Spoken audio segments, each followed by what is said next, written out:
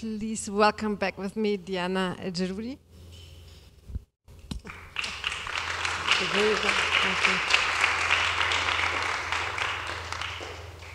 Okay, where to start? At one point, Ava calls you an observer, or he says you became an observer. When did you become an observer? When I became observer, when I as young as I remember. I think one of the interesting dynamics a filmmaker has that could be sometimes deliberate, you know, like that could become also a limitation, but also it's a very tantalizing dynamic, is the relationship with the people he or she or they film. And I wanted to have this in the film, or part of this in the film, because it is, it's not because, but for me it added a lot having, what do you call it, some kind of truth or challenge in the filmmaking itself, because it's a personal one. It's a personal film. It's not a film where I, as a filmmaker, pretend to be a subjective, an objective observer or a journalist or whatever. So for me, that was always been the case in any film I did, but specifically in this film. After the premiere in Venice, a film critic wrote, there are personal films and there's Republic of Silence. Can you, after seeing it, actually, I think this is so true, because it's very personal. On the other hand, when you see the film, now you have to think about a war which wasn't even there when you made the film, for example. So can you, or how can you relate to this, and how do you relate to this? Yes, I'll come to your question from a different, you know, when I was young. Feel free. I feel it's very loud. Isn't it very loud? No? Okay. When I was younger, I used to love cinema as an audience and watch fiction, documentary, all of this. And at one point I watched, and I hated black and white films. I didn't like them. And then there was this documentary by João Salles called Santiago. And it is in black and white, and it starts with 3 traveling, very slow shots of photographs on a table with the classical music. And I was thinking, oh my God, not again.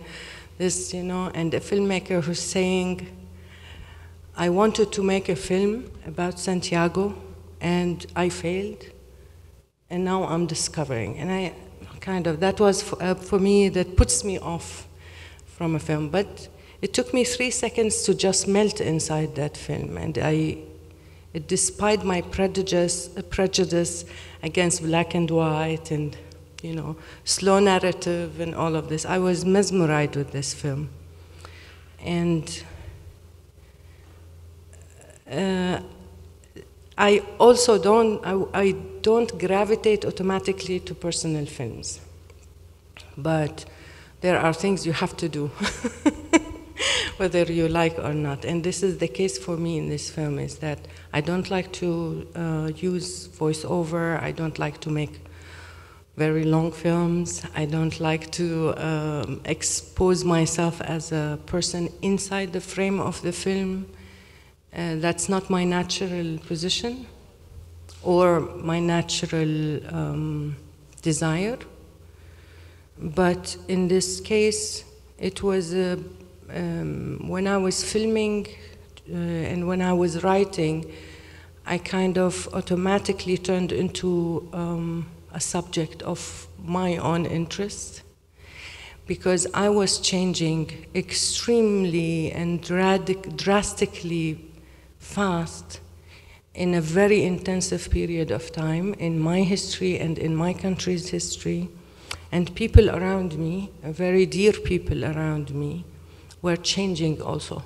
Like in their cells were changing, not only thoughts or feelings or destinies. And for me, it was important to capture this strong print of time on humanity. So it became a very personal film. In the beginning, you say you don't have words, and kind of you chose images. You were just talking about the passing of the changes of time or something. You said, and we have images which are repetitive, like of course clocks, and then we have referring to the clocks, kind of the wind. I don't know the English word. Windräder. Windmills. The windmills, which I thought in the beginning they are going the different direction all the time against the clock, but I think it's not true. In the end, they go the other way around, whatever. And then the image where Ava and you are sitting in the window in your flat, your makeup, doing your makeup. At which point you decided for these images? Very early on. Mm-hmm. Very early on. So this was kind of first, I'm interested in the structure of the film, right? Because it's a bit like dreamlike. It's not normal editing. It's not narrative. It's more like in a dream. Images collide. They don't fit. So when did you start to find these unfitting images, sort of? It's a challenging film to talk about, I know. The way I work is I am an unschooled filmmaker. I never went to a film school, so I work intuitively. And I am an angry person, so the big emotion that really motivate me is not frustration, not sadness, it's anger. And I was filming when I started this film, it was a different focus that I had. And then 5 years in the filming, and I'm a very slow filmmaker, in 5 years in the filming, I became extremely angry. I was, and at one night, I started writing. Because writing for me is a way of thinking. And I wrote from probably 11 p.m. until next morning in the evening, and next day in the evening. And that was a text that I consider a mother-do of the film.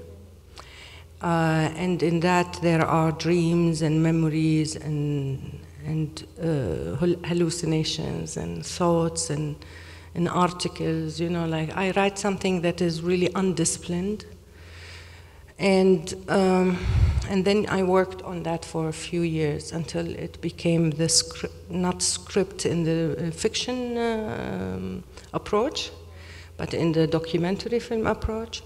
And for me, in that, I declare my obsessions and focuses also for my team. For everybody I would collaborate with creatively. I declare my intentions. So for me, it was important to have this sense of time that is bent. And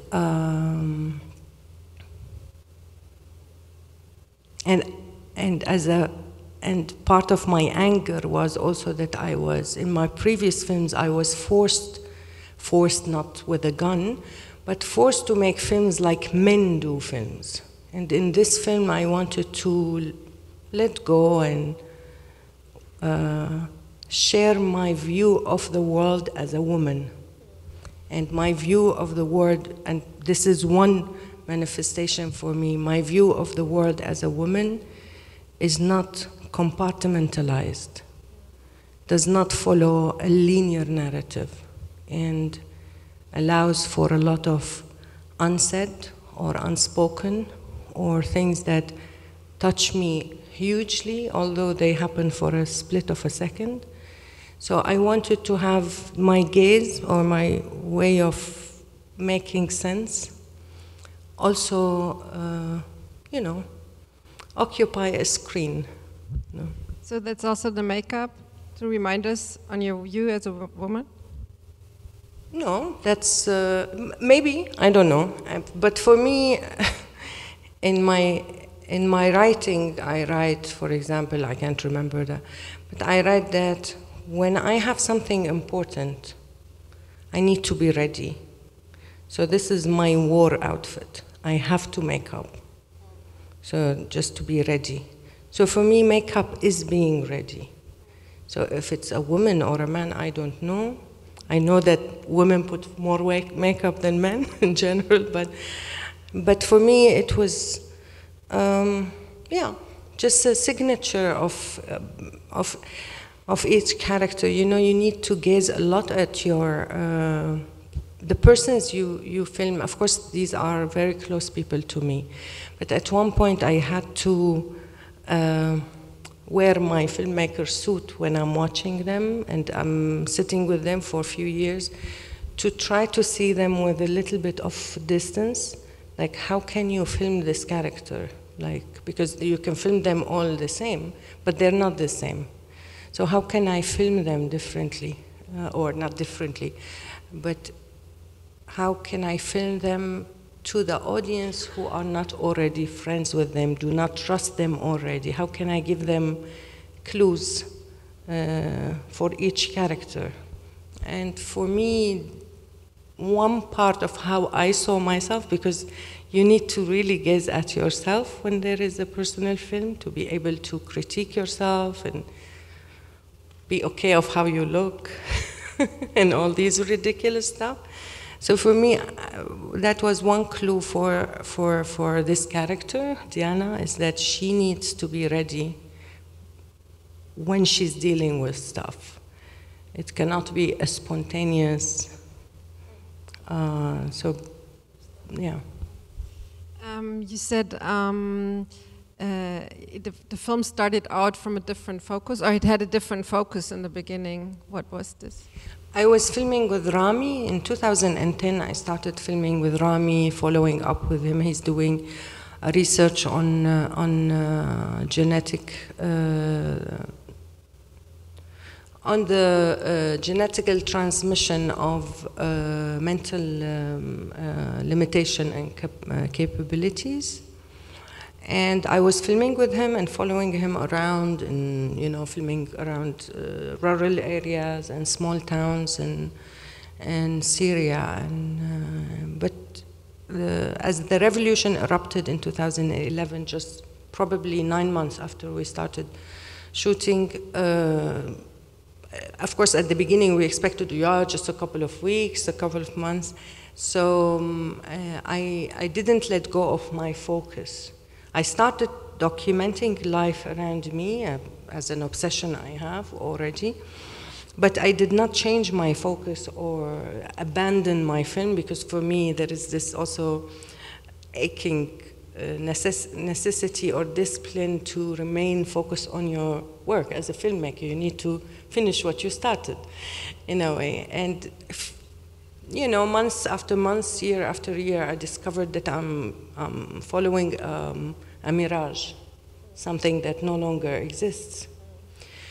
And it started by realizing that that project became a mirage, but also that person and that filmmaker and that country does not any longer exist. Something else is in the making. I needed to switch to that in a way, or to put myself together around it in a way. When you're speaking about, as a filmmaker, you have to finish what you started. When do you know that you're finished? Especially with the... Oh, you just know. I don't know. I mean, when was it finished? When... I finished editing in 2019, end of 2019.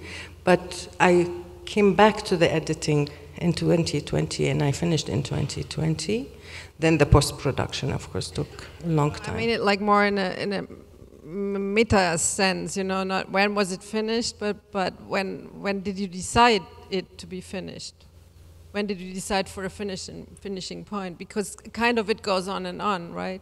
So no, maybe that's how it looks. I mean, the film structure is intended to be open-ended, but there was, it was a decision that I want to finish shooting in 2018, but I didn't, of course.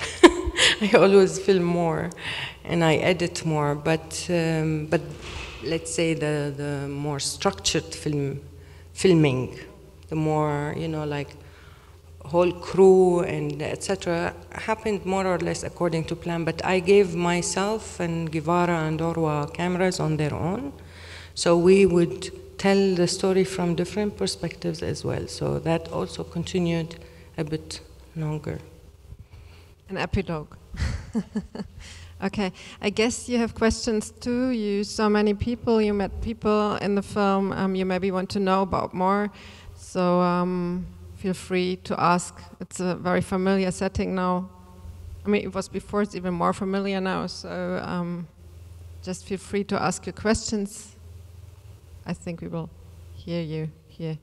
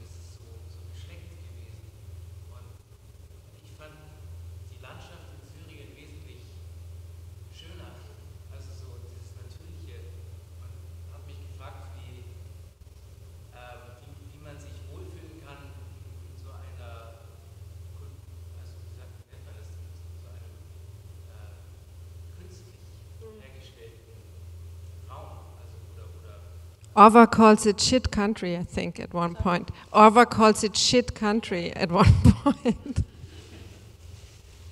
But every one of you speaks German, or should I translate the question? You understood the question? More non, okay, it's about the contrasts of Germany and Syria, the landscape being much more natural and not this restricted, whatever, windmills, and how you show Berlin seems to be, Berlin, so it's not the cleanest place in the world, seems aseptic in a way compared to Syria, and he asks himself and asks you, how can you feel comfortable in living in a country like this?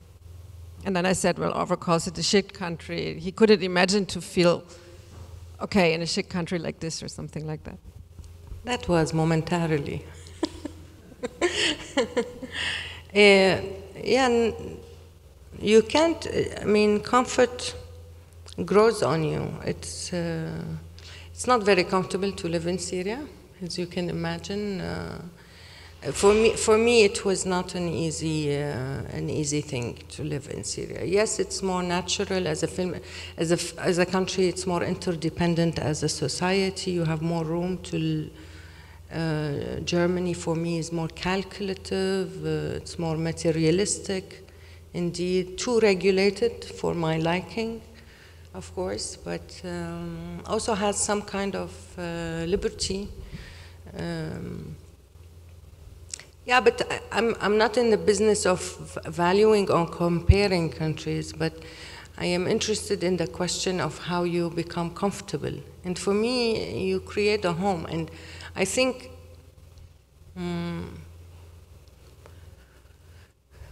when you have people you love, this becomes your home. So they kind of paint the room for you and the place for you. You have reason to like the place. and I always feel super sorry for people who are alone, who have to do a journey of exile or immigration, even if they chose to, alone. It's a very taxing thing, and I know a lot of people around me who've done that. It's a very tough reality, especially when you're younger and you need more of the social connection and fabric around you, or a buffer zone. But I am not a stranger to Germany also. I've been here several times before, and part of my family is German, so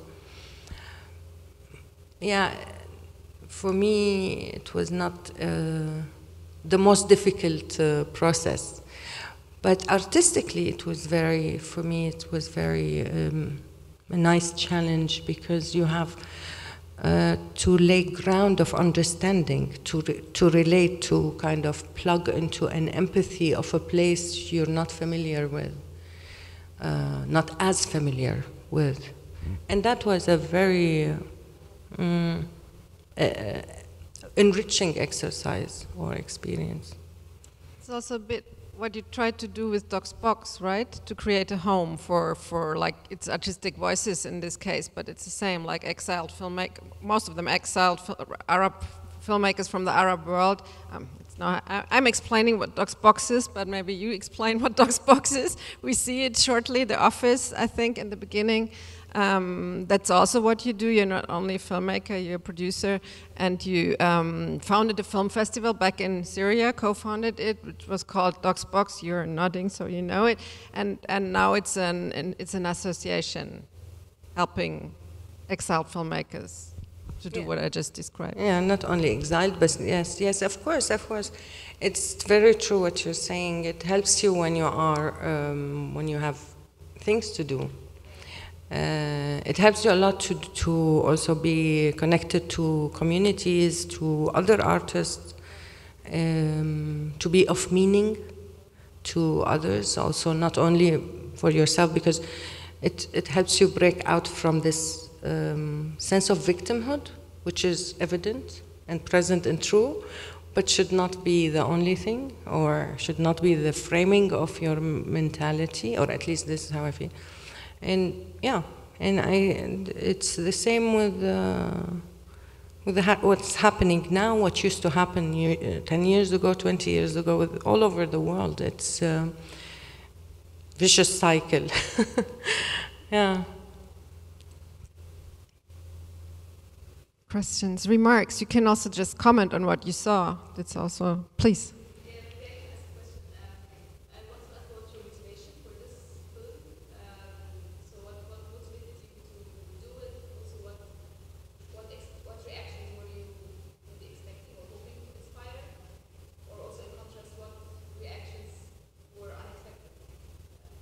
Oh, yeah. So it took a lot of years to learn that I need to imagine the audience. And it's not an easy thing, because I now imagine the audience as a multitude of people rather than something box called audience. So I know that the audience are very different. And I know what I'm saying might seem mundane and ridiculous, but it's not.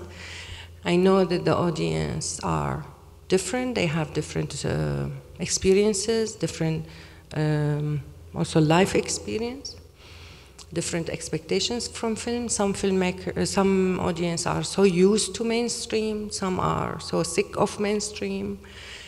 And I am always looking at the audiences who are multitude and different, and looking for something different. And I was trying all the time when I was making the film to relate to a diversity of individual audiences. And but the one thing that I never expected is a thing that I keep on receiving in screenings all over the world, is hugs and thank yous, which I never expected. So this is very nice. And I am asked a lot of whys also. And this is something I also did not think of. But it's not like You saw the film. It's not very linear, looking for one reaction. So it's kind of, when you're making things, you're, how can I put it?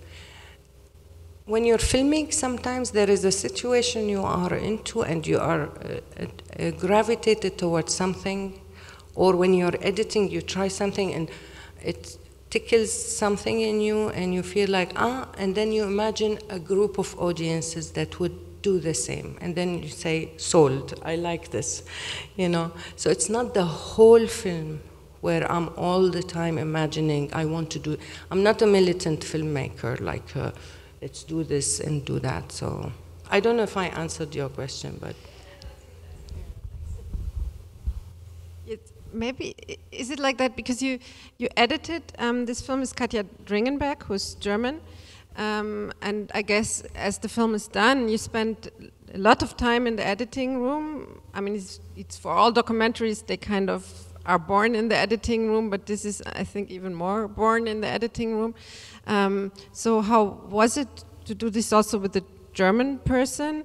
And in a way, the editor is your first audience, and you know, sees things differently. How was this process? I am an editor, so when you edited together. Yeah. No, I'm just saying also for the nice people here. I'm an editor, so when I decided that I want to edit this, I knew I cannot, because I needed somebody mature. I needed a woman. It was very clear to me, because I worked with many editors, male and female, and for this one I thought I want a mature and crazy woman. And I found Katja. Yeah. And I found Katja. I've watched several of her films, and I was fascinated by her work. And so I met her. We also clicked, because we're going to sit in one room, as Julia said, and kill each other, probably. And yeah, I proposed the whole thing. We agreed we'll do it. So we started editing. It took over a year. Together we started in 2 different rooms. We would edit something and show each other. So this is how we communicated at the first, to kind of sync our understanding of the elasticity of the footage. And then we edited every character chronologically. And then we started mixing them and building a structure. And then we edited chapter 1 and 3 together. And then I was dreaming to have 5 chapters instead of 4 or 3. Didn't work, but anyway. So we worked on and off together over the period of... It was very challenging. I wanted to have some... I worked, as I told you before, with editors. I worked with Danish editors. I worked with French editors. So it was, for me, not a surprise that I'm editing footage with an editor who doesn't understand all the footage. And the footage are in languages that I don't all understand, and she doesn't all understand. So for me, it was important that an external person, because this is a personal film, an external person is there to keep me in check. Because so many things for me make sense. And her questions for me helped me realize what absolutely does not resonate with a person who doesn't come with embedded knowledge. And then we made decisions together as editor, and I made decisions as a director on what I care or don't care to make to be of meaning, or if it's okay to have something that is ununderstood, how much unknowability there should be. So that was also something we wanted to play around with, like how much unknowability can be tolerated in a film. So for me, she was a reality check also. Like a corrective. Yes, and I have to say, Katja is not a German editor. She is, of course, but she's a very, very good editor. And she's a very, very experienced editor. And she's a very, very mature and multi-experienced person. And she has a very wide bandwidth of empathy and love and understanding. And that was very, very important, or necessary also in this film. So I don't care what nationality or languages she speaks. And she speaks a lot of languages as well. So it was also tacky to have this.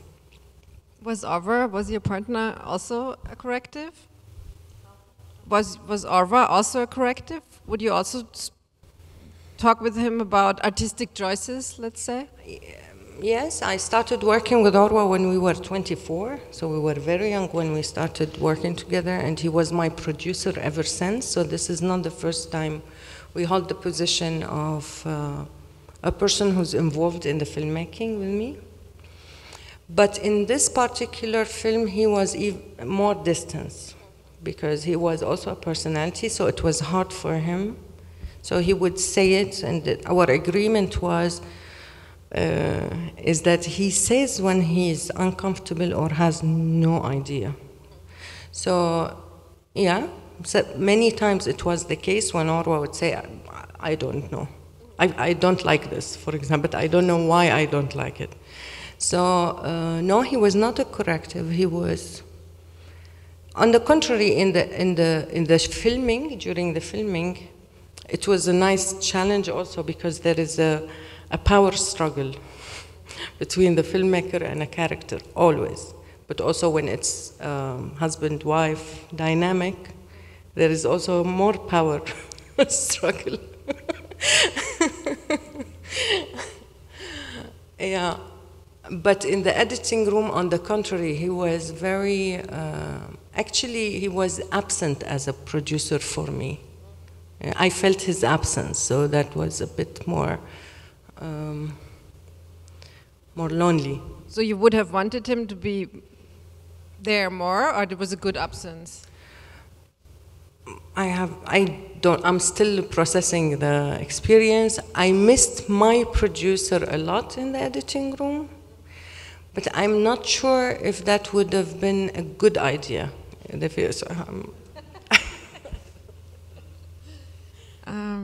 Yes, well, I got carried away. I'm sorry. You feel free to ask. Yeah, I started asking personal questions, so rather leave it up to you. What is it? What are you I mean, are you even thinking about what to do next? Because this feels. I mean, now I say it because it's really like. In a way, a masterpiece. Thank you. Yes, please, please. I used to be a film critic. I'm allowed to say things like, and I don't say them often. I thought I say it to you after we left the stage, but why shouldn't I say it? It's a very nice place to say this. 20 people, so I can say it's a masterpiece. We just saw. But what are you doing next then? I mean, is there any thoughts of this, or you just go walk your dog and have a good life? Yes, I walk my dog now. I mean, first of all, now I am accompanying the film in the premieres. Yeah. So there's no much time to think. I already knew this will happen, that there is a period of time after the film finished that you cannot have another project and remain unpaid, but anyway. But fame, then it's all the fame. No, I really take a lot of time in between projects, but I'm producing another film. I'm working with a filmmaker on her dramaturgy also as a consultant. So I have smaller things where I am not 100% emotionally involved, and that is okay. But this period of time of going with the film and discussing it or watching it with different audiences is also part of the experience that I don't like to let go of, because it teaches me a lot. And, you know, I always have like dreamlike shapes of a new project, but they are very slippery. They're still not there. So, yeah. You said it teaches the contact with different audiences, or the conversation with different audiences teaches you a lot. What does it teach you? What did it taught? What has it taught you? God, I'm losing my English. I mean, for this one, people tell me, for example, that it is full of love. I don't see that as much as people say.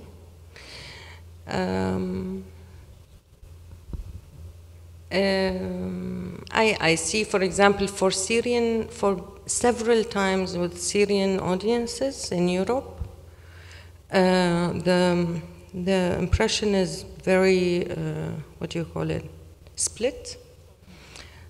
Some people feel avenged, or in an emotional way, feel consolidated, if that makes sense, and many people feel unsatisfied. I don't know if it's upset, but missing something. Like it's not did not tell a whole story, or did not do. I don't know how to explain it. For example, this teaches me a lot. It also teaches me that women connect to the film more than men in general. I mean, statistically speaking, from what I saw, and younger generation more than older generation. And by young, I mean myself and younger.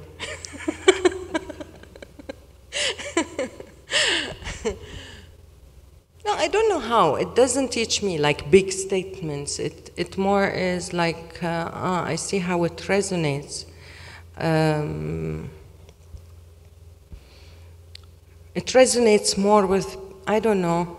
There's a lot of people who come with a lot of emotions, and for me it's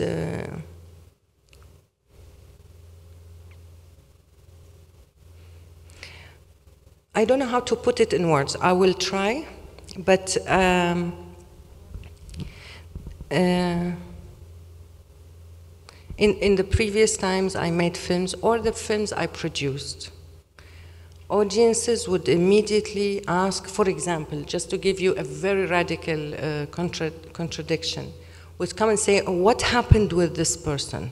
That would be the first question for every film I produced and every film I made as a director. Or they would ask, what is your opinion what's happening now in this country or that country? And in this film, it's not the case.